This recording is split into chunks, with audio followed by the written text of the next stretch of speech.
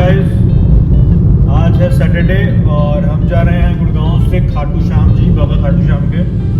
तो सुबह सुबह रेडी होकर निकले हैं। अभी सुबह तो क्या मतलब 12 बजे के राउंड निकले हैं, लेकिन हमारे लिए 12 बजे ही सुबह होती है, क्योंकि हम उठते ही सुबह के 10 बजे उठते हैं आराम से। 12 बजे हमारे लिए सुबह होती है। तो अभी हम कोटपुतली पहुँच गए हैं। सुबह सुबह रेडी होके काला कुर्ता पजामा 350 है यामा तो है नहीं 350, लेकिन अपने पास ये XUV है अपनी 300।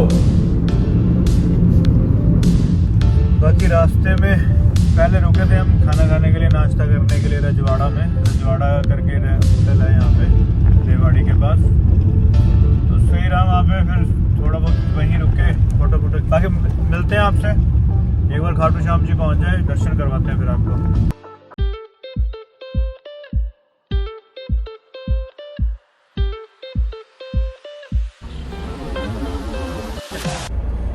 तो हम यहाँ पे एक छोटे से गांव में रुके थे चाय पीने के लिए। तो कुल्हड़ वाली चाय मिलती है यहाँ पे। चाय पीते पीते बात करते हैं कि असल में खाटू श्याम जी का नाम कैसे पड़ा, या खाटू श्याम जी कौन थे, क्या वो कृष्ण जी के अवतार थे, क्या वो खुद कृष्ण जी थे। सतयुग के टाइम पे बर्बरीक नाम का योद्धा था, जो कि महाभारत आपने देखी होगी। महाभारत में भीम है, भीम का पोता और घटोत्कच का बेटा था बर्बरीक।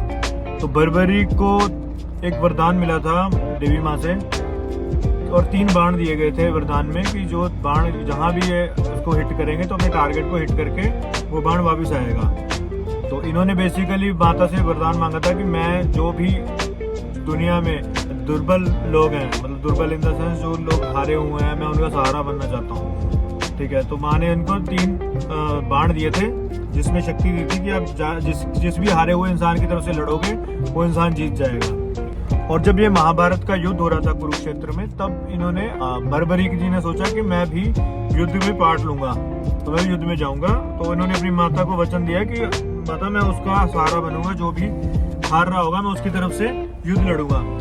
और जैसे ही कृष्ण जी को ये बात पता लगी कि बर्बरीक आ रहे हैं युद्ध में, अंदर ही अंदर कृष्ण जी को ये पता था कि अगर बर्बरीक इस युद्ध में आते हैं तो जैसे ही वो हारेगा सहारा है, तो इस युद्ध का कोई निष्कर्ष नहीं निकलेगा। निष्कर्ष इन द सेंस ऐसे नहीं निकलेगा, क्योंकि अगर कौरव हार रहे होंगे तो ये कौरवों का साथ देंगे, और पांडव हार रहे होंगे तो पांडवों का साथ देंगे।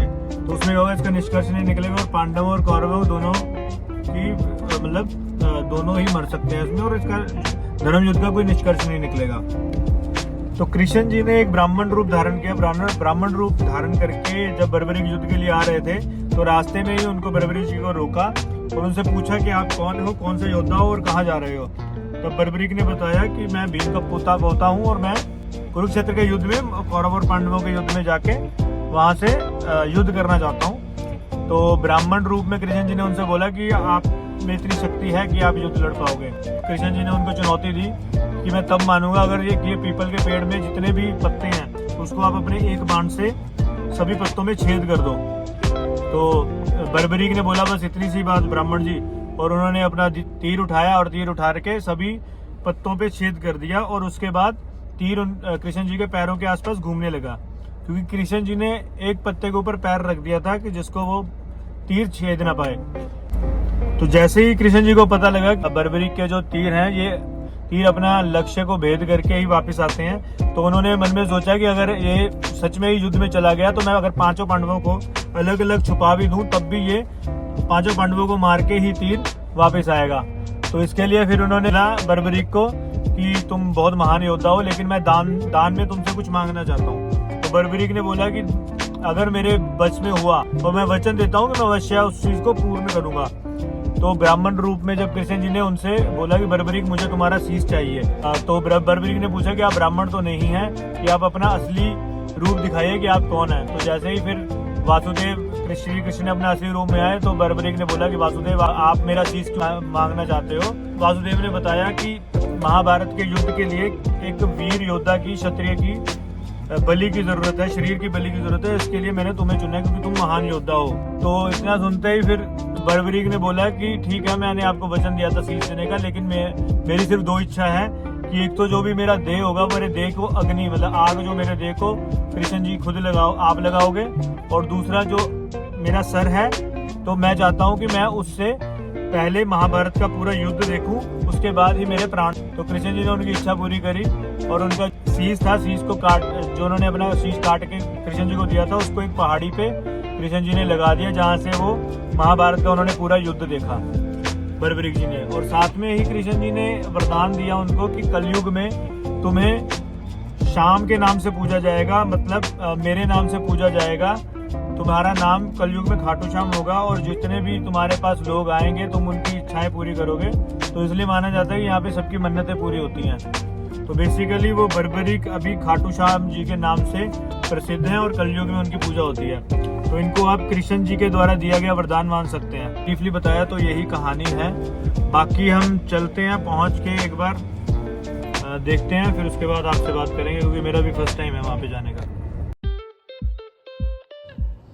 हमने फिर गाड़ी पार्किंग में लगाई और पार्किंग में लगाने के बाद यहाँ से हमने पीछे से एंटर किया।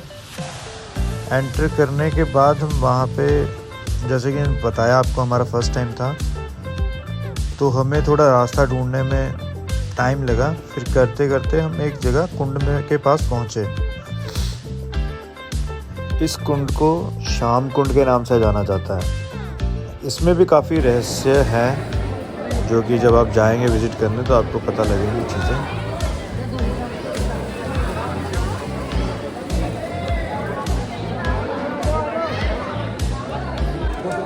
ये झंडा दे दो भाई, चलो झंडा पीछे देख। ना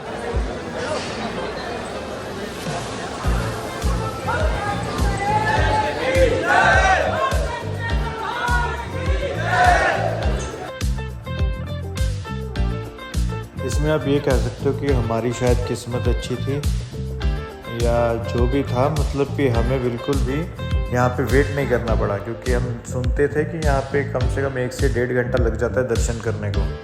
लेकिन उस दिन हमें बिल्कुल ही खाली रो मिली, बट कुछ सिक्योरिटी रीजंस की वजह से वहाँ पे अंदर मंदिर के उन्होंने वीडियो बनाने से मना कर दिया था। तो हमने फिर यहाँ से दर्शन किए और दर्शन करने के बाद हम वापस निकले घर के लिए।